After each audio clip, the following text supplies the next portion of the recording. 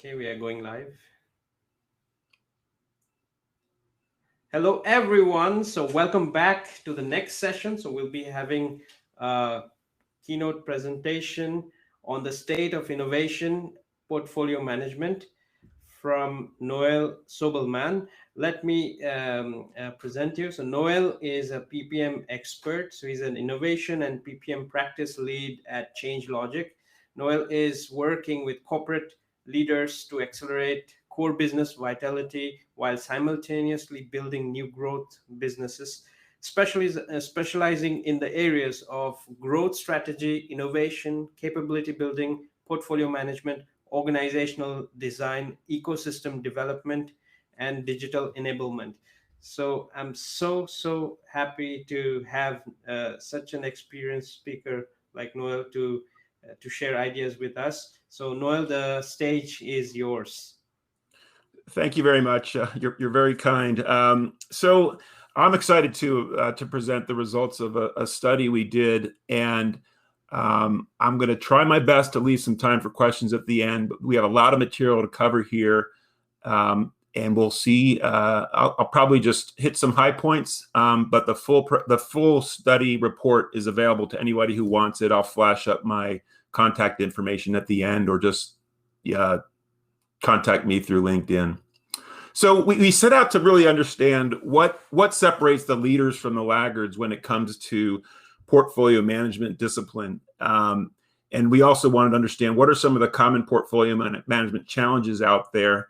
And when I say leaders or top performing companies, what we did is we looked at those that were performing in the top 10% of their specific industry. And we looked at these four areas. We broke the survey portion of the study into leadership's role, portfolio structure and governance, the portfolio review process, and then any portfolio tools and data. So those four elements. And we followed up a comprehensive survey with interviews. So we had about 65 survey participants, and we did close to 30 interviews. And this took place over the course of the end of last year and the first part of this year.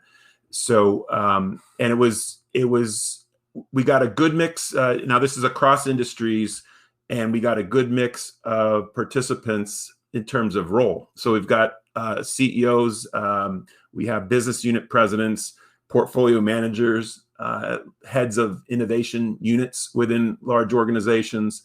And then we had a few project leaders. So it was a good mix of different roles and functional leaders. So a good mix there. One of the things we did is we kind of broke the questions into, there's questions that address innovation strategy and the operational side of portfolio management. So we use this framework to show that linkage, where portfolio management fits in this system. So there's that connection or that linkage between strategy and execution. So so we ask questions about both sides of that, on the top strategy and the operational side of portfolio management. Some of the challenges, and many of you are familiar with these working in your companies. These are some of the challenges that rose to the top when we did the study. So this mismatch between investment mix and the company ambition. There's plenty of people that told us that their companies have differing points of view on how to evaluate project value, and many felt their companies were too subjective. It was either the CEO pet project problem, or they just didn't have either financial or any customer evidence kind of criteria to make that decision making more objective. And this portfolio, what I mean by politics or functional politics, one of the challenges a lot of companies run into, by its very nature, portfolio management cuts across functional management and business unit management. And there's a decision body that makes decisions that is more centralized. And that can be a threat to the power and control of those that are responsible for a P&L of their specific business unit or of their function. So that tends to create some politics. So there's a healthy dose that you'll see that we learned throughout this study of the people side of the equation, and the behavioral side of making portfolio management an effective discipline. Discomfort with uncertainty, we ran into that. So the ability to manage projects that are either going into new markets or with completely new technology. How do you value those in your portfolio when they're highly uncertain? And we continue to hear this problem of rampant incrementalism, taking a lot of safe bets. I'm sure that's related to the year of the pandemic the timing of this as well. On the operational side, some of the challenges: pipeline overload, late stage firefighting, plenty of comments about data integrity issues, and just a portfolio review process that's inefficient. And we'll talk more about that as we get into the study data that I'm going to share with you. I'm going to skip ahead to the results. Just so looking into leadership's role. So we tried to separate and look at what was differentiating the leaders from the laggards. And one of the things we found when it came to leadership is companies that are executing well in their portfolio management discipline. They have leadership that defines and communicates a clear strategic vision with clear innovation strategy that cascades down to the business units and then the product lines. So there's that clear communication of strategy.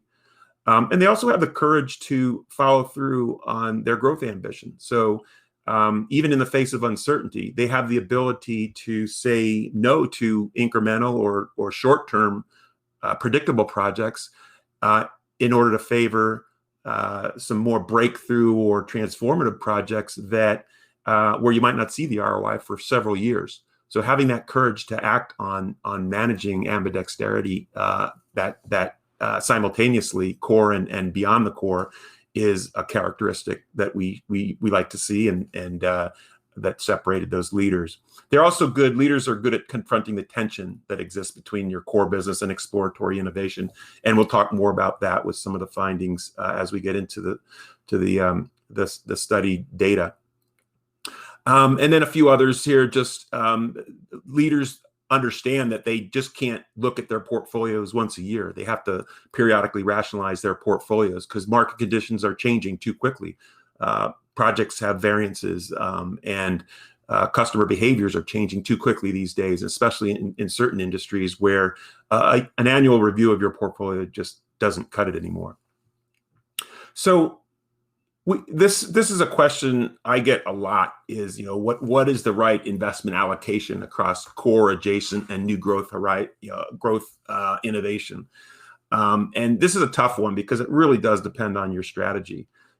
I think one thing that we can say is the top performers are investing more in new growth innovation, but it really depends on your growth objectives. I mean, if your objective is to grow, double digit year over year, and your portfolio has a lot of incremental innovation, you need to course correct. So the key here is that alignment. So whatever your companies decide in terms of that investment mix across growth horizons, it needs to be in alignment with your strategy and how aggressive do you want to be at growth. There's nothing wrong with having higher percentages of core and adjacent investment if that is what's needed to meet your growth objectives.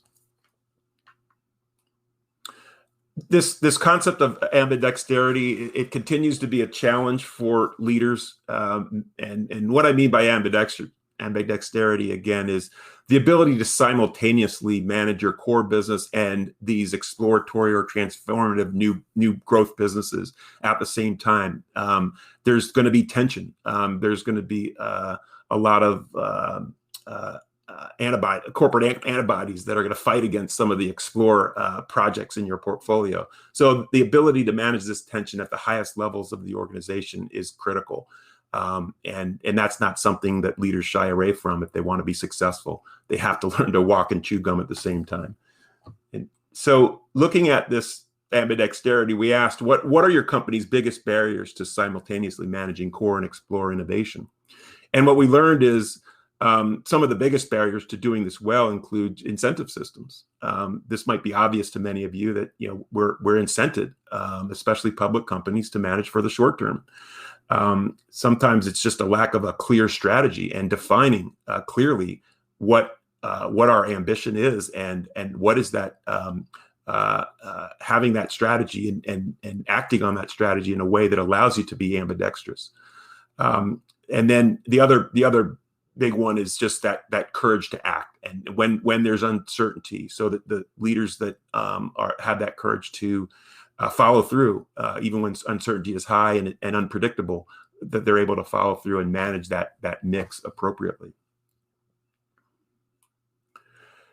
We're going to change to and talk now about portfolio structure and governance. So here are some of the practices of the industry leaders that we learned. They maintain a hierarchical portfolio structure. And what I mean by that, especially at large companies, you can see how, this is just a simple diagram of a typical, large company. You have a corporate layer, a business unit layer, and then beneath the business unit, you might have product lines or franchises. So having the appropriate recognizing that there's different governance required depending on which layer of this hierarchy you're in. So there's a corporate layer where you're managing a portfolio of business units and making sure that they're meeting objectives.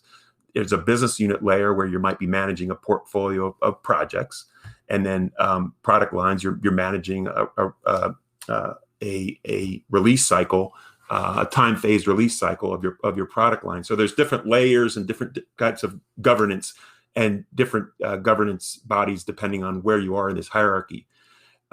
We asked, I'm often asked, where's the appropriate place to manage a portfolio? And the rule of thumb I like to use is manage your portfolios at the place where resource allocation decisions are made. And for most large companies, it's made at the business unit level. So that's where you'll see quarterly portfolio reviews to confirm you have the right priorities, and revisiting priorities when conditions change. That's usually at the business unit level. But what we also learned is that jump ahead here.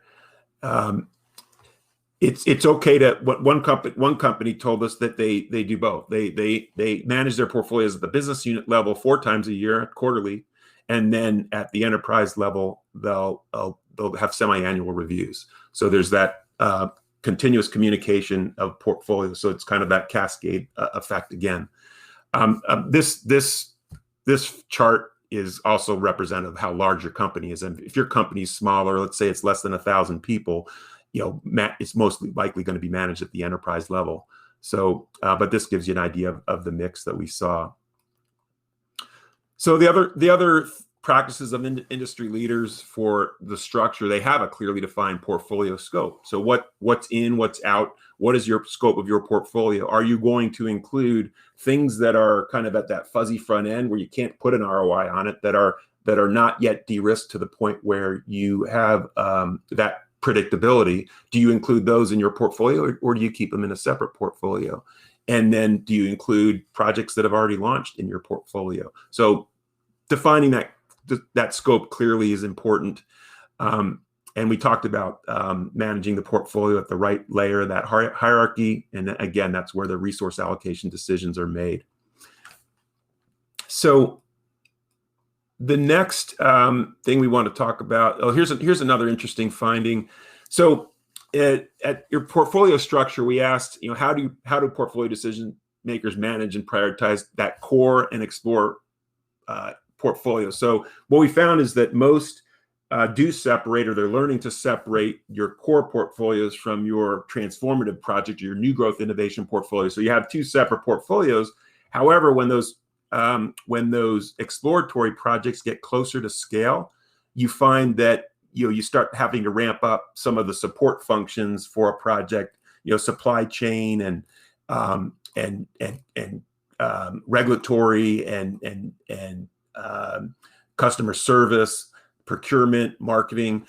You get to a point where you have to share resources across both core and explore. So what these leaders told us is what they found is while they have separate portfolios, they like to have a view of the resource allocation across both core and explore. And that's what I mean by a hybrid approach. So they can anticipate some of that tension that I talked about earlier, and manage to make sure that they're not trading off their future for the short term, near term, more certain projects. So there's a resource sharing, but they're very purposeful about that resource sharing. So they don't pull projects or resources away from the exploratory projects when times get tough. They're able to have that courage to maintain that, and having that resource visibility is important. So the leaders are able to do that well and manage that trade-off. The subject of portfolio reviews. So some key takeaways that we learned from the companies that do this really well. They have a clear purpose, a clear agenda, clear outcomes. They make sure that a portfolio review is a decision-making forum. It's not a status update. It kind of makes me cringe when I sit in on a client's portfolio review, and they basically march the project teams through, and they give their red, yellow, green status updates, and that kind of the executives sit back and kind of pick apart the projects and kind of tinker with the project details. It really needs to be a decision forum. So the companies that do this well, they'll separate decision making from portfolio analysis. So they'll have a cross-functional portfolio analysis team that pulls together the data and comes to that portfolio review with a set of recommendations, either on project priorities, any course corrections, updates to what's going on in the marketplace. And those recommendations are reviewed, and there's a standard agenda, and there's the typical questions that are asked about alignment and portfolio value and any gaps. And that makes for a more decision-focused portfolio review. In terms of the cadence of portfolio reviews for the industry leaders, we learned it's typically at a quarterly cadence, again, at the business unit level, and then semi-annually at the corporate level. So that cadence really depends on a number of characteristics, including your cycle, your product development cycle times, the number of projects you have in your portfolio, the complexity of your projects. So I like to use the example, a cell phone might have a shelf life of 6 months in the market, where a jumbo jet will or a pharmaceutical might have many years. So the cadence of your portfolio reviews, it really depends on what kind of company and market you're playing in. But quarterly is kind of the most common that we learned that people are doing. And portfolio reviews should also leave time on the agenda for looking at white space opportunities, looking at any weak signals that are coming for possible disruption. They allocate time to that resource supply demand, looking in aggregate, how are we doing? Where are some of those downstream constraints? Using your tools to identify and be proactive about addressing those constraints.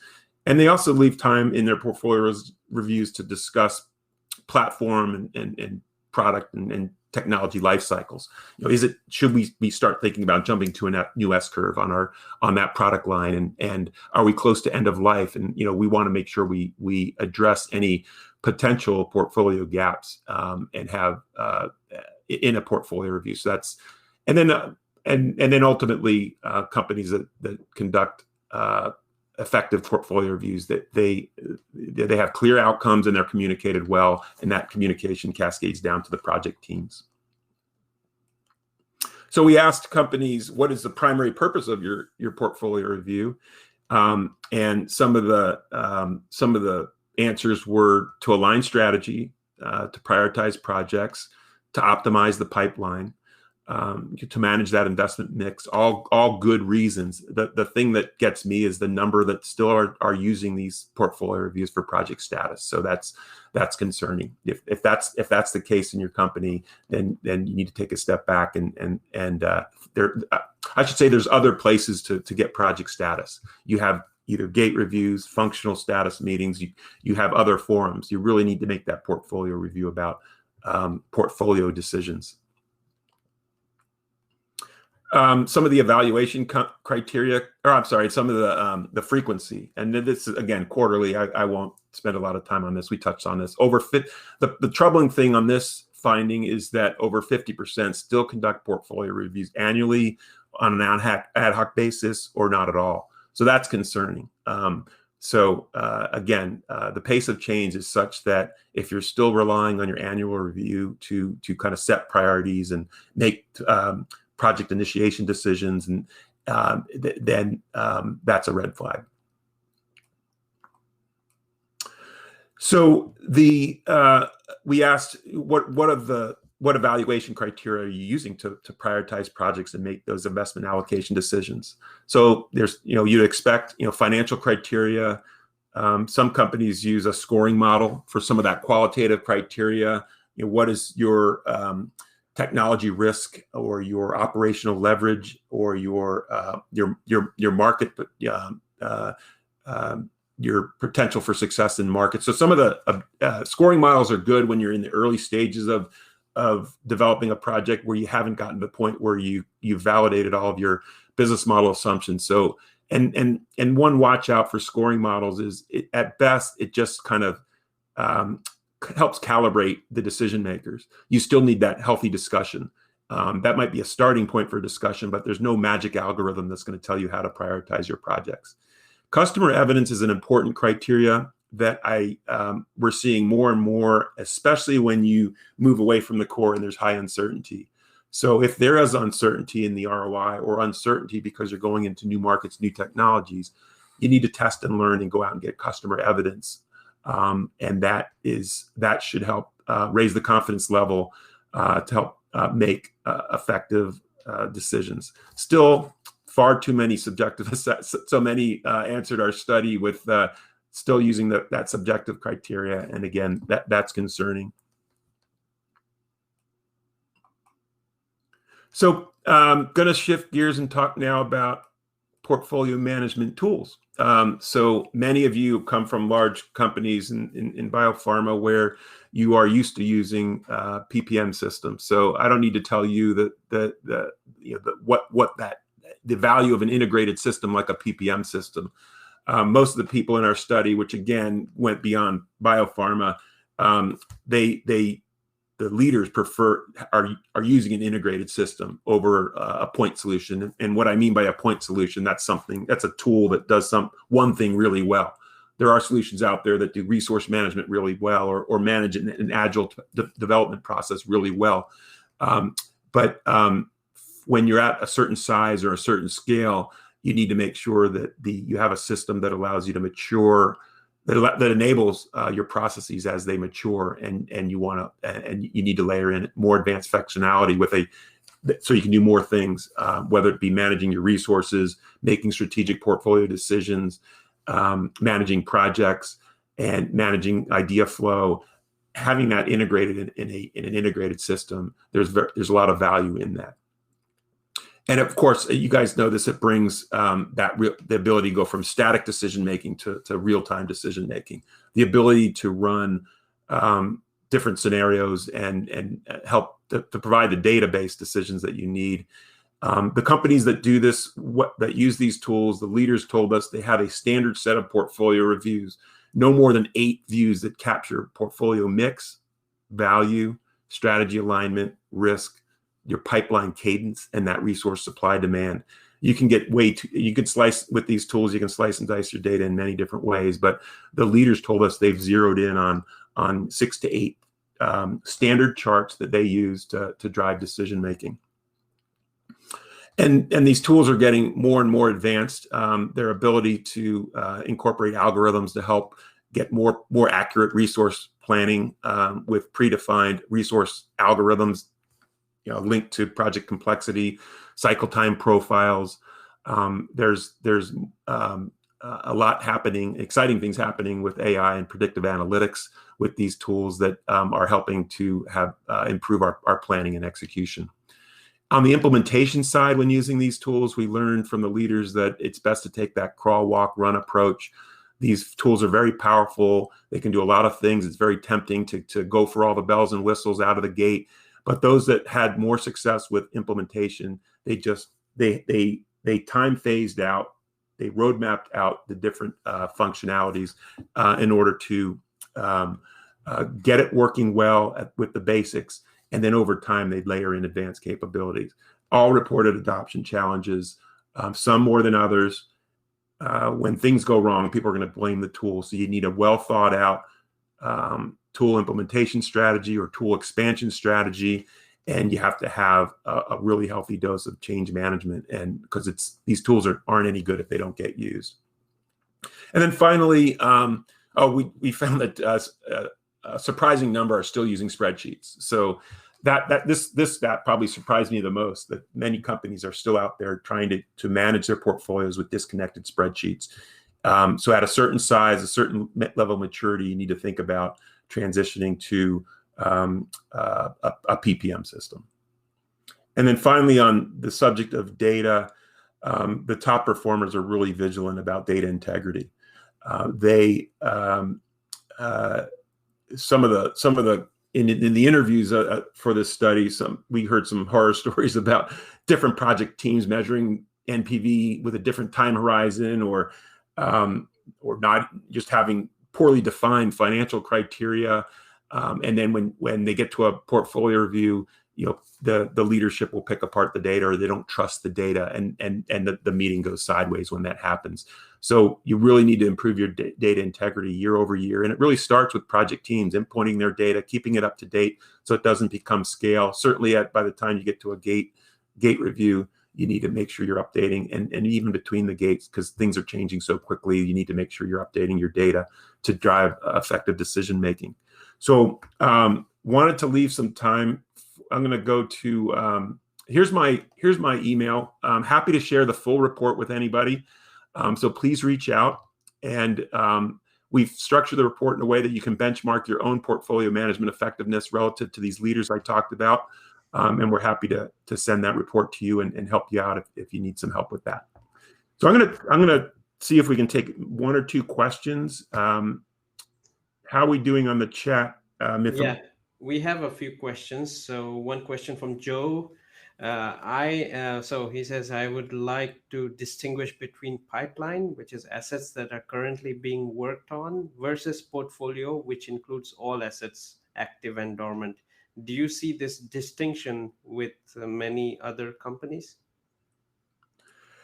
Yeah, I remember I talked about the importance of defining your portfolio structure. I think that really is company dependent. But the important thing is to be clear on, when you say you're going to have a portfolio review, or you're going to analyze portfolio, what is that portfolio scope?